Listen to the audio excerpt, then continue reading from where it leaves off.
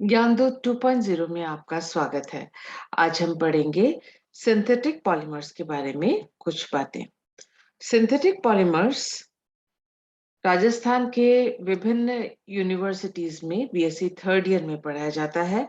आपके यूनिवर्सिटी में ये किस ईयर में पढ़ाया जाता है, ये आप यूनिवर्सिटी के साइट में जाकर और सिलेबस डाउनलोड करके वो पता कर सकते हैं। सिंथेटिक पॉलीमर्स के हम कुछ वीडियोस में आपका ये सिलेबस पूरा करेंगे। सबसे पहले जान लेते हैं कि हम आज के इस वीडियो में किन टॉपिक्स को टच करते हुए निकलेंगे। देखिए, इससे पहले कि हम सिंथेटिक पॉलीमर्स के बारे में जानें, ये जानना ज़रूरी है कि पॉलीमर्स क्या है और उनके क्लासिफिकेशन क्या है। तो उसके बारे में सबसे पहले इस वीडियो में हम जानेंगे। तो ये दोनों पॉइंट्स पॉलीमर्स क्या है और सिंथेटिक पॉलीमर्स का क्लासिफिकेशन क्या है, वो हम इसमें पढ़ेंगे। सिलेबस देख लेते हैं। सिलेबस जो आपका है वो स्क्रीन पे आपके शेयर कर रही हूँ मैं। और ये है चेन ग्रोथ पॉलीमर्स या एडिशन पॉलीमर्स के बारे में हम जानेंगे। फ्री रेडिकल्स के बारे में, हम जानेंगे आयनाइजेशन, जो आयनिक पॉलीमराइजेशन है उसके बारे में, जिगलेनाटा कैटलिस्ट के बारे में जानेंगे हम।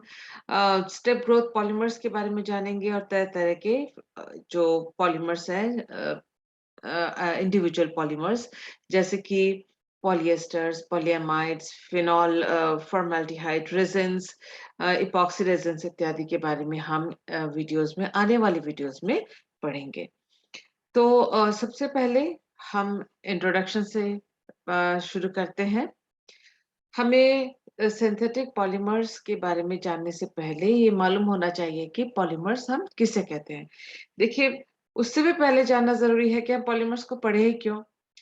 पॉलीमर्स का टॉपिक इम्पोर्टेंट इसलिए है क्योंकि हम रोज़मर्रा की ज़िंदगी में पॉलीमर्स को यूज़ करते हैं, या फिर हमारी ज़िंदगी पॉलीमर्स के आस-पास घूमती है। यह हमारे जीवन के लिए पॉलीमर्स बहुत इम्पोर्टेंट है और सबसे जो इम्पोर्टेंट पॉलीमर जीवन के लिए है, दैट इज़ डीएनए। वो एक बहुत लंबी श्रृंखला है। उससे ही आप अंदाज़ा लगा सकते हैं कि पॉलीमर्स का जो मॉलिक्यूलर वेट है, वो बहुत ज़्यादा होता है, हज़ारों लाखों में होता है। इसके अलावा हम जब जो खाते हैं उसमें कार्बोहाइड्रेट शामिल है, उसमें प्रोटीन शामिल है। ये कार्बोहाइड्रेट्स और प्रोटीन जो है वो भी पॉलीमर्स हैं। हम पहनते हैं जो कपड़ा, उसमें जो फाइबर होता है वो भी पॉलीमर्स हैं। तो जैसे हम इलेक्ट्रॉनिक का सामान यूज़ करते हैं, उसके जो केसिंग होते हैं, उसकी जो कवर होती है, जैसे कि आप जिस मोबाइल में या लैपटॉप में इस वीडियो को देख रहे हैं, उसका जो कवर बना हुआ है, वो भी तरह-तरह के पॉलीमर से बना हुआ है। आप ज्वेलरी यूज़ करते हैं, जो पहनने के लिए गहने यूज़ करते हैं, उनमें पॉलीमर्स है। डेकोरेटिव सामान जो आप घर पे इस्तेमाल करते हैं, वो भी उसमें भी पॉलीमर्स है। कुल मिला के कहने का मतलब ये है कि पॉलीमर्स हमारे लिए बहुत इम्पोर्टेंट कंपाउंड है डे टू डे लाइफ में, रोजमर्रा की जिंदगी में पॉलीमर्स का हम बेशुमार यूज करते हैं, बहुत यूज करते हैं। तो जान लेते हैं ये पॉलीमर्स है क्या। पॉलीमर्स जो है नेचुरल भी हो सकते हैं, प्राकृतिक भी हो सकते हैं और वो सिंथेटिक भी हो सकते हैं। और पॉलीमर्स को हम मैक्रो मॉलिक्यूल के नाम से भी जानते हैं, यानी मैक्रो यानी बड़ा, मॉलिक्यूल यानी एटम से बना हुआ स्पीशीज। तो मैक्रो मॉलिक्यूल के नाम से भी जाना जाता है। और जिन छोटे-छोटे यूनिट्स से एक पॉलीमर बनता है, उन यूनिट्स को हम मोनोमर्स के नाम से पुकारते हैं। यानी एक पॉलीमर में मोनोमर यानी छोटा सा मॉलिक्यूल बार-बार रिपीट होता है। ये ज़रूरी नहीं है कि पॉलीमर में एक ही तरह का मोनोमर हो। वो जो छोटा मॉलिक्यूल, जो स्पीशीज़ होता है, वो एक प्रकार का भी हो सकता है या कई अलग-अलग प्रकार के मॉलिक्यूल्स भी आपस में जुड़ सकते हैं और मोनोमर का काम कर सकते हैं।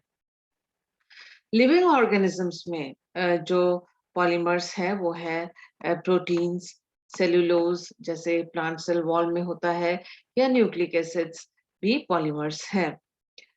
नेचुरल जो मिनरल पॉलीमर्स हैं जैसे डायमंड, जो कार्बन के रिपीटेड कार्बन से बना हुआ है, कार्बन कार्बन कार्बन आपस में बॉन्डेड है उसमें, या क्वार्ट्ज, ये भी जैसे सिलिकॉन डाइऑक्साइड का पॉलीमर माना जाता है, 3D पॉलीमर है ये।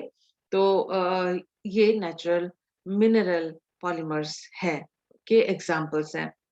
मैन मेड यानी मनुष्य द्वारा निर्मित या संश्लेषित बहुलकों का एग्जाम्पल है ग्लास, पेपर, प्लास्टिक इत्यादि।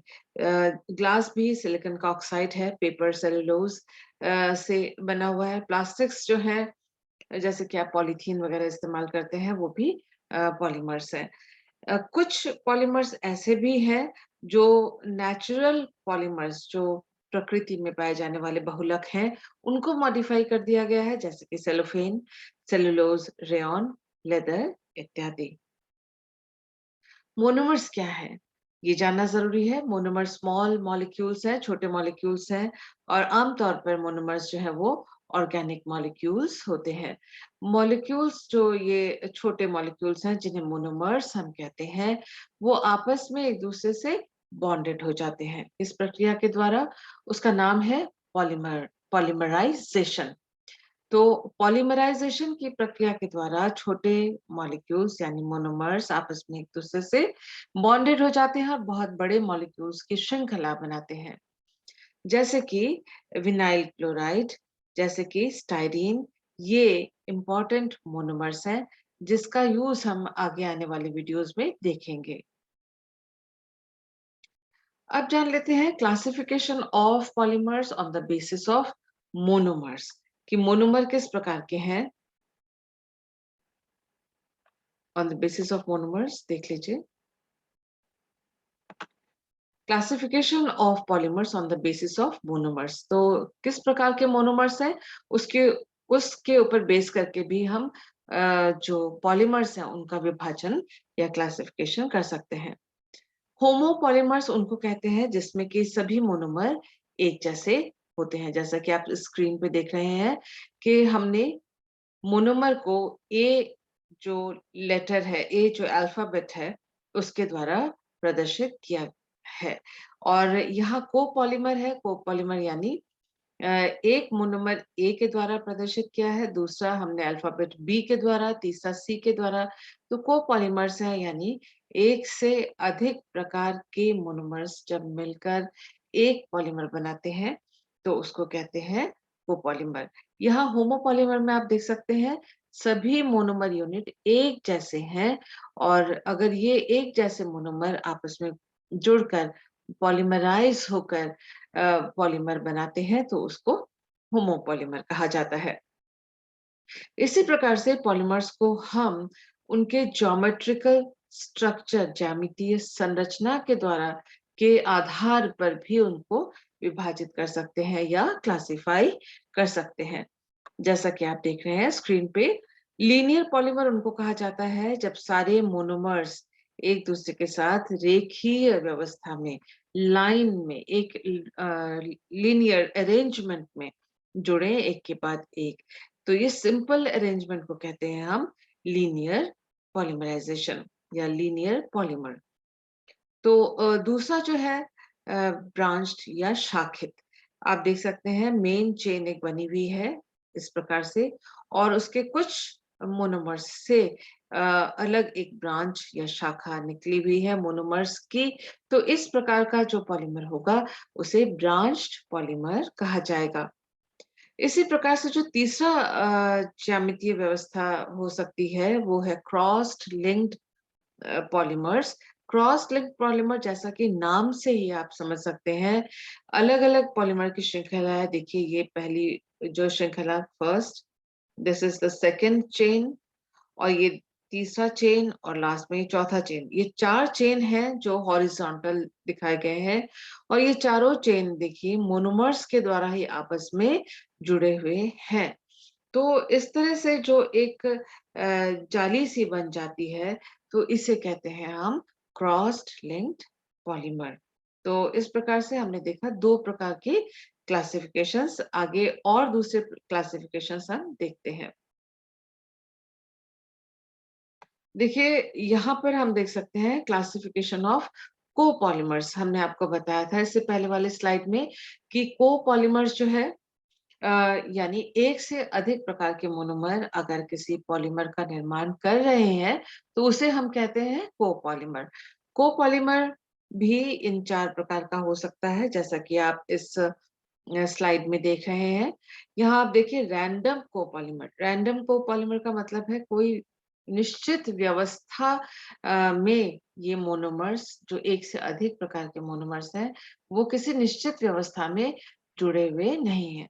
आप जैसा कि एग्जाम्पल में देख रहे हैं, या देखिए ये सफेद गोलों के द्वारा एक प्रकार के मोनोमर को दिखाया गया है, काले गोलों के द्वारा दूसरे प्रकार के मोनोमर को दिखाया गया है।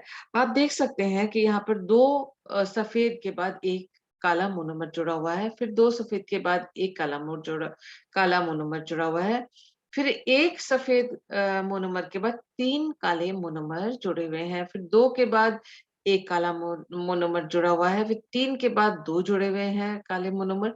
यानी यहाँ कोई एक निश्चित व्यवस्था नहीं है। तो इस प्रकार का जो कोपॉलीमर होता है, उसे हम रैंडम कोपॉलीमर कहते हैं। दूसरे प्रकार का जो कोपॉलीमर आपकी स्क्रीन पे दिख रहा है, उसे कहते हैं हम अल्टरनेटिंग कोपॉलीमर। अल्टरनेटिंग यानी एकांतरीय, यानी एक के बाद फिर पहला, फिर दूसरा, फिर पहला, दूसरा, इसका भी एक निश्चित पैटर्न होता है। और आप देख सकते हैं एक व्हाइट है तो उसका ब्लैक है, व्हाइट है और ब्लैक है। व्हाइट और ब्लैक जो है अलग-अलग मोनोमर को प्रदर्शित करते हैं। ब्लॉक कोपॉलीमर जो ब्लॉक कोपॉलीमर होता है उसमें कुछ जो मोनोमर लगातार एक प्रकार के होते हैं, फिर कुछ लगातार दूसरे प्रकार के होंगे, फिर लगातार पहली प्रकार के होंगे, फिर लगातार कुछ दूरी तक दूसरे प्रकार के मोनोमर जुड़े हुए होंगे। यानी जो अल्टरनेटिंग कोपॉलीमर में या रैंडम कोपॉलीमर में हमने देखा था कि कुछ भी तरह से ये जुड़े हुए हैं रैंडम में, कोई निश्चित इसमें पैटर्न नहीं है। उससे ब्लॉक पॉलीमर अंतर में क्या अंतर है उसका? वो ये कि इसमें बहुत सारे मोनोमर एक ही प्रकार के एक लंबे जगह पर लंबी श्रृंखला तक जुड़े हुए होते हैं। उसके बाद फिर कुछ लगातार दूसरे तरह के होते हैं। जबकि रैंडम में इसका कोई फिक्स नहीं है, एक के बाद दूसरा अल्टरनेट भी हो सकता है। जैसा कि आप इस जगह पे देख रहे हैं एकदम अल्टरनेट है, फिर आप यहाँ देख रहे हैं कि ये अल्टरनेट अरेंजमेंट में है, फिर कुछ लगातार है तो ये रैंडम है। जबकि ब्लॉक पॉलीमर में लगातार एक ही प्रकार के जो मोनोमर हैं वो जुड़े हुए हैं। इसमें अल्टरनेटिंग एक के बाद दूसरा, फिर पहला, फिर दूसरा, इस तरह का अरेंजमेंट मोनोमर का इस प्रकार के ब्लॉक कोपॉलीमर में नहीं होता। फिर आता है ग्राफ्ट कोपॉलीमर। ग्राफ्ट कोपॉलीमर जैसा कि आप इस डायग्राम के द्वारा आसानी से समझ सकते हैं। ग्राफ्ट कोपॉलीमर में एक प्रकार के मोनोमर के द्वारा मेन चेन मुख्य श्रृंखला बनी हुई होती है। दूसरे प्रकार के मोनोमर के द्वारा उसके शाखा या ब्रांच बना हुआ होता है। तो इस प्रकार से हम देख सकते हैं कोपॉलीमर जो उनकी संरचना के आधार पर 4 प्रकार के हो सकते हैं। अगला हम देख रहे हैं classification of synthetic polymers on the basis of intermolecular forces. तो पॉलीमर की श्रृंखलाओं के बीच भी स्ट्रॉन्ग फोर्सेस ऑफ अट्रैक्शन हो सकते हैं, जो आकर्षण बल हो सकते हैं। उसके आधार पर हम जो पॉलीमर्स हैं उनको हम 2 प्रकार से बांट सकते हैं। एक तो है थर्मोप्लास्टिक और दूसरा है थर्मोसेटिंग पॉलीमर्स। तो पहला जो हमारा स्क्रीन पे एग्जांपल हम देख रहे हैं वो थर्मोप्लास्टिक पॉलीमर का देख रहे हैं, जिसको हम थर्मोसॉफ्ट प्लास्टिक के नाम से भी पुकारते हैं। तो थर्मोप्लास्टिक्स जैसा कि नाम से विदित होता है, नाम से पता पड़ जाता है, या दूसरा इसका नाम है थर्मोसॉफ्ट प्लास्टिक। उसका मतलब ये सॉफ्ट हो जाता है हाई टेम्परेचर पे और ठंडा करने पर ये सॉलिड हो जाता है। इस प्रकार का जो पॉलीमर होता है वो एडिशन पॉलीमराइजेशन के द्वारा प्राप्त होता है। योगात्मक बहुलकीकरण के द्वारा प्राप्त होता है। अब योगात्मक बहुलकीकरण, एडिशन पॉलीमराइजेशन क्या है, इसके बारे में हम आने वाले वीडियोस में विस्तृत जानकारी प्राप्त करेंगे। इसके जो थर्मोप्लास्टिक पॉलीमर्स हैं, उनके जो मॉलिक्यूलर चेन्स होते हैं उनके बीच में बॉन्ड्स बने हुए होते हैं, सेकेंडरी बॉन्ड्स होते हैं। इनका मेल्टिंग पॉइंट जो है वो कम होता है और इनकी जो टेंसाइल स्ट्रेंथ होती है वो कम होती है। इनका मॉलिक्यूलर वेट भी कम होता है थर्मोसेटिंग प्लास्टिक के तुलना में। तो दो तरह के हमने आपको सिंथेटिक पॉलीमर्स बताए हैं। एक है थर्मोप्लास्टिक पॉलीमर और दूसरा है थर्मोसेटिंग पॉलीमर। तो ये जो दोनों है सिंथेटिक पॉलीमर्स की प्रकार है, संश्लेषित बहुलक के प्रकार है। थर्मोप्लास्टिक जो पॉलीमर है उनके कुछ बहुत फेमस एग्जांपल्स हैं, पॉलीथीन और नायलॉन। और इनका जो इस्तेमाल होता है क्लोथिंग्स, कपड़े, तरह-तरह के कपड़े बनाने में या पॉली बैग्स बनाने में, रस्सियाँ बनाने में, इलेक्ट्रॉनिक कंपोनेंट्स बनाने में, कंस्ट्रक्शन के मटेरियल, एयरक्राफ्ट के पार्ट, ऑटोमोबाइल्स के पार्ट इत्यादि बनाने में ये यूज़ किए जाते हैं। अब हम जानना चाहेंगे कि थर्मोसेटिंग पॉलीमर्स क्या है? थर्मोसेटिंग पॉलीमर्स का जो दूसरा नाम है वो थर्मोसेट भी है, उसके नाम से, थर्मोसेट के नाम से भी इसको पुकारा जाता है। ये जो है इनको हम क्योरिंग के द्वारा प्राप्त करते हैं, यानी सॉफ्ट और लिक्विड रेज़िन को आपस में हम मिक्स करके और फिर उसका एक सेट हो जाता है। जैसा कि नाम से आप समझ सकते हैं थर्मोसेटिंग, यानी वो सेट हो जाता है, फिक्स हो जाता है। और ये सेटिंग जो होती है या फिक्स हो जाना इसका हीट के द्वारा हो सकता है या किसी रेडिएशन के द्वारा भी हो सकता है। क्यूरिंग जो है हाई प्रेशर के द्वारा भी प्रमोट होता है या फिर कैटलिस्ट के साथ उसको अगर मिक्स कर देते हैं तो इस तरह की जो रेज़िन है वो उसका भी उसकी सेटिंग हो जाती है। सेट हो जाता है यानी फिक्स हो जाता है। तो इसका मतलब वो ठोस हो जाता है, सॉफ्ट नहीं रहता। तो इसीलिए उसको कहते हैं हम थर्मोसेटिंग पॉलीमर्स। और क्योंकि ये आम तौर पे ये गर्मी से सेट हो जाता है, तो इसको थर्मोसेट पॉलीमर्स कहते हैं। जो हम संश्लेषित या सिंथेसाइज़ कर सकते हैं, जो प्रक्रिया है उसका नाम है कंडेंसेशन पॉलीमराइज़ेशन। जैसा कि आपको अंदाज़ा लग रहा होगा, वो यानी वो ठोस हो जाता है या सॉलिडिफ़ाई हो जाता है, तो उसका मतलब उसके मॉलिक्यूलर चेन्स जो हैं, पॉलीमर के जो चेन्स हैं, उसके बीच में बॉन्ड होगा, तभी वो फिक्स हो जाएगा। हमने थर्मोप्लास्टिक जो पॉलीमर्स देखे थे इससे पहले वाली स्लाइड में, उसमें हमने देखा था कि जो मॉलिक्यूलर चेन है, उनके बीच में सेकेंडरी बॉन्ड्स हैं, यानी फोर्सेस ऑफ अट्रैक्शन है, जो केमिकल बॉन्ड नहीं होता है। तो यहाँ पर जो दूसरे 2 आपस में चेन्स होते हैं, मॉलिक्यूलर चेन्स, थर्मोसेटिंग पॉलीमर के केस में, उसमें मॉलिक्यूलर बॉन्ड्स होते हैं, अलग-अलग पॉलीमर्स के चेन के बीच में बॉन्डिंग होती है। और इनका जो मेल्टिंग पॉइंट होता है वो हाई होता है, टेंसाइल स्ट्रेंथ इसकी हाई होती है और मॉलिक्यूलर वेट भी इसका हाई होता है। ज़ाहिर-सी बात है कि यदि अलग-अलग जो श्रृंखलाएँ हैं, वो आपस में बॉन्डेड होंगी, तो वो एक ही मॉलिक्यूल का बहुत बड़ा-सा जाली जैसा क्रॉस लिंक्ड अगर वो हो जाता है, तो मॉलिक्यूलर वेट भी उसका ज़्यादा होगा। इसका जो बहुत अच्छा एग्ज़ाम्पल है वो है यूरिया फ़ॉर्मल्डिहाइड रेज़िन, जो हम आगे अपने वीडियोज़ में देखेंगे, और है बेकेलाइट। बेकेलाइट को आप मिस नहीं कर सकते क्योंकि आपने पुराने घरों में गए होंगे अगर कभी, या पुरानी मूवीज़ आपने देखी होंगी, जो लाइट के स्विचेस थे वो काले से होते थे और उसमें वो खटका सा बना हुआ होता था जिसको ऑन ऑफ करते थे। तो वो जो है क्लासिक एग्ज़ाम्पल है बेकेलाइट के का यूज़ का। तो ये इंसुलेटर की तरह होता है ये, और इसको इलेक्ट्रिक अप्लायंसेस में भी यूज़ किया जाता है। बेकलाइट के दूसरे और सामान भी बनाए जाते थे।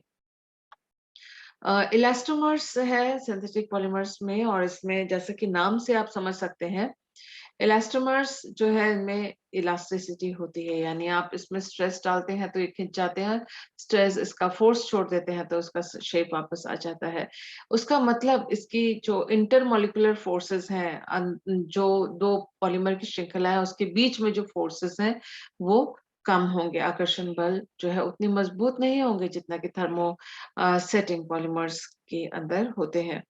इनकी जो इनमें विस्कोसिटी, इनमें विस्कोसिता भी होती है और इलास्टिसिटी भी होती है। एग्जाम्पल जो इसका क्लासिक एग्जाम्पल है वो है ब्यूना एन रबर, और यह नाइट्राइल रबर जिसे कहते हैं, जो कि ब्यूटाडाइन और एक्राइलोनाइट्राइल से बना हुआ होता है। इसके बारे में भी हम आने वाले स्लाइड्स में हम पढ़ेंगे।